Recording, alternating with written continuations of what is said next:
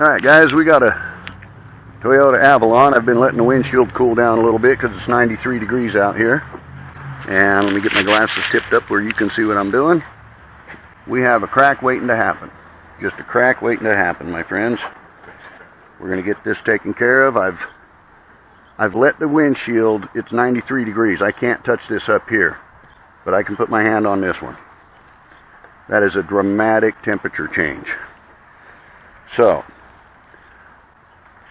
I told him I don't know if this is going to take resin the way it is. I might have to pop it and open it up a little. I don't see it trying to expand on me.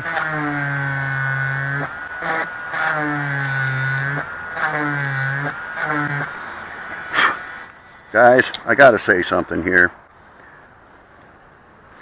Let me pop this and then I'll say something, because I got something to say. Let's pop this first, because I gotta concentrate.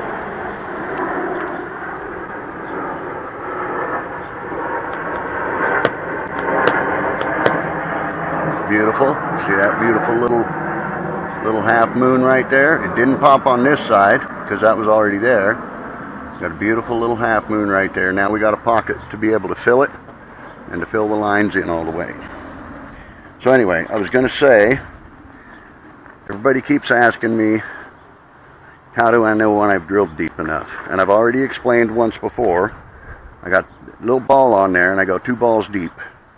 But it's more of a feel thing than it is a measurement thing for me. You'll get to the point as you're doing repairs, you will get to the point where you can feel how deep your drill is going. You can just feel it. I don't know how to explain that to you, but you'll get to the point where you can just feel it. And you'll just know. Now look, I know what they train you in school, in the classes. They teach you to snug it down against the windshield and then go a full turn. Watch how far I go. That's not even a quarter of a turn. I can see in the mirror that the seal is completely flush all the way across, flush with the glass. I don't need to go any farther than that. That's enough pressure on the glass.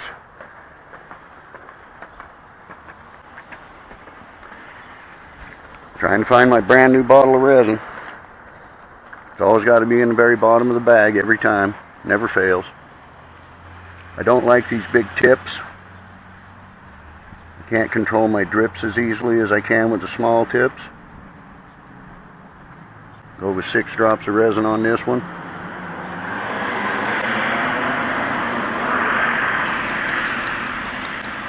I know this is difficult for you to see because of the angle that, you know, I'm standing up above it and I've got to have the glasses at the right angle for you, but I also have to be able to see in my bifocals.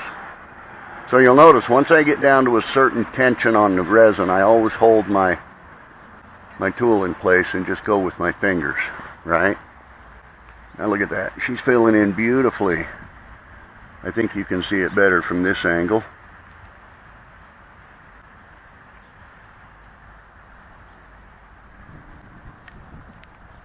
I can see it better from this angle. I can see in the mirror that it's filling in all the way. It's almost to the end of the lines. We're going to go ahead and pull a vacuum. If I wouldn't have popped this chip, look at that air coming out. Look, right on the white part of the tool, you can see the air being drawn out. Look at that. You can see that black streak in there. That's air coming out of the chip.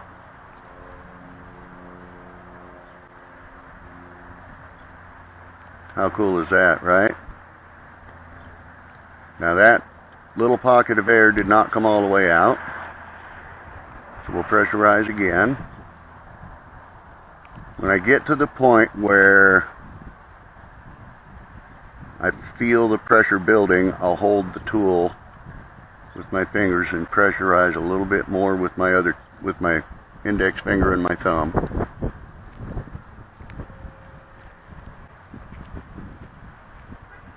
She's looking good, guys. She's looking good. She's filling in nice. Beautiful thing. Pull another vacuum. She's full, but we want to make sure we get the air out. Look at the air coming out. Goodness. I don't know if you could see that. That sure draws the air out. You got to get the air out. Otherwise, when you release your tool, you end up with a big black spot in the middle of your chip. There goes some more air.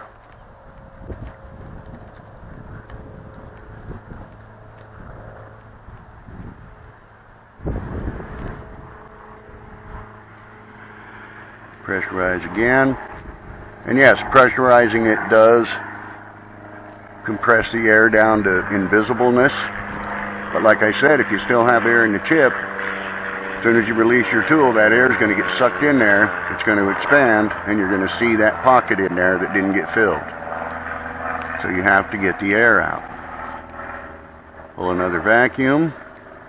You can see that air right there on top of the tool coming down to the edge. And that little air pocket just doesn't want to go anywhere. So there's another trick we can do, which works really well. We can see that the air pocket completely compresses down to nothing. Okay, so there it is. The air pocket is compressed down to nothing. So now we just take the umbrella off, let the sun hit it. Take the umbrella off, let the sun cure it. Cure it under pressure so the air pocket can't come back. It's a beautiful thing.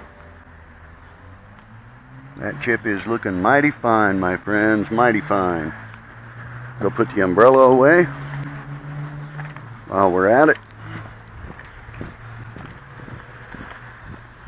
I'm 30 minutes from home on a Sunday night. Sunday afternoon, I should say.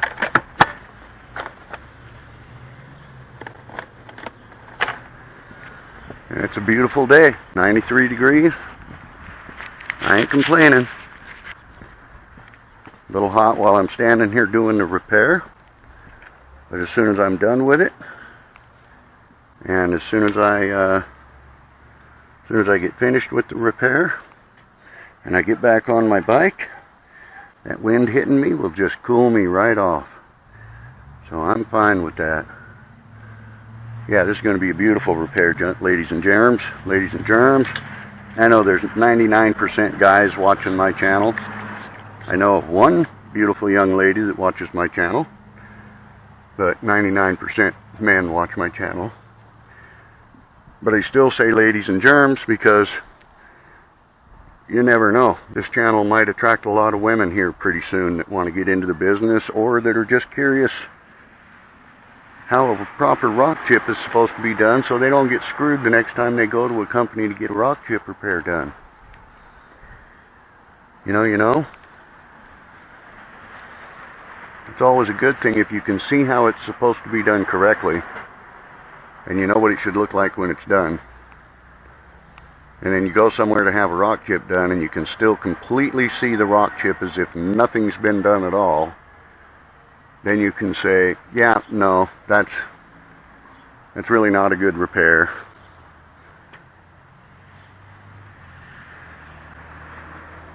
Alright, we pulled the vacuum, and the pocket did not show back up. We'll release the pressure, take the tool off, no pocket. Beautiful.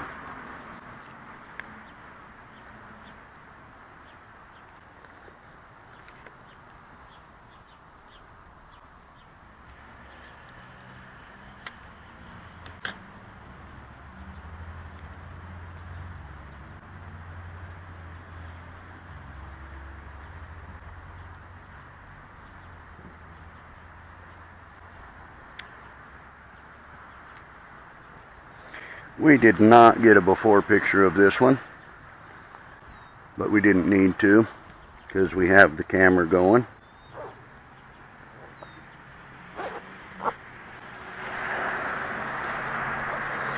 I generally do before and after pictures for Google because you guys get to see the full repair process.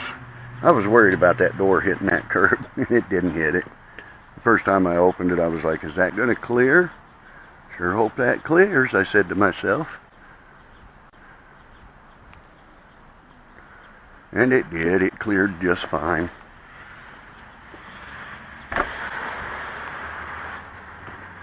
That rock chip is about 80% cured before I even taped it off, because I let it cure in the sun before I removed the tool. So it was about 80% cured already.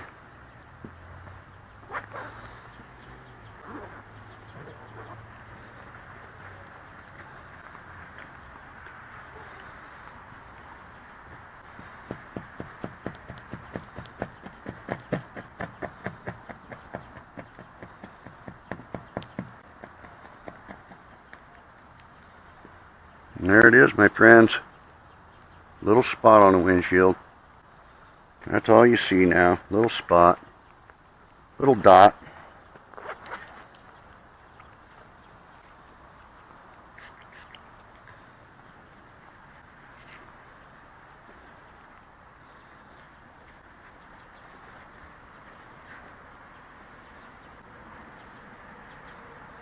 Alright, there it is. There it is, guys. Little spot on the windshield. That's where all the glass was missing. That's where the glass was missing from the surface of the windshield. And this job is complete. No more line. Alright, you know what to do. Click the like button, hit the subscribe button, share the video, throw me some love. I will see you in the next video. For some reason, I just noticed this. This is all smeared up real bad right here. And I don't think that was from me, but still, I don't like smeary windshields. I like them to look a little better than they did when I got here. There we go. That's gooder. Alright guys, we'll see you in the next one.